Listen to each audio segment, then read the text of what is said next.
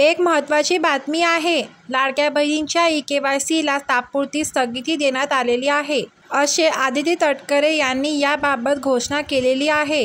लाडक्या बहिणींची नाराजी आता कमी प्रमाणात होण्याची शक्यता आहे.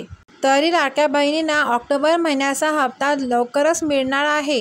लाडक्या बहिणींची ई-केवायसी आता शिथिल होणार आहे. ई-केवायसीला तात्पुरती स्थगिती मिळालेली आहे. होते काय सत्तेमध्ये मस्तीमध्ये दोन्हीमध्ये होते त्यावेळेस सगळ्यांना लाडकी बहीण ज्यावेळेस वाटत होता सरसकट देताना त्यावेळेस निकष का नाही लावले?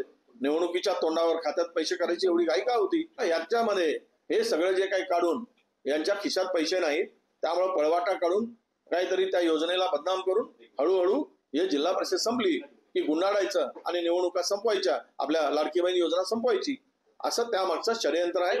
म्हणून या योजनेच्याच मागे सत्ताधारीच लागले आहेत. भाऊबीजेच्या वाट बघत म्हणजे ते लाडक्या बहिणींच्या भाऊबीज मिळणारच, भाऊबीज मिळणार आणि लाडकी बहीण योजना कायम सुरू राहणार. भाऊबीजेच्या वाट बघत म्हणजे ते लाडक्या बहिणींच्या भाऊबीज मिळणारच, भाऊबीज मिळणार आणि लाडकी बहीण योजना कायम सुरू राहणार.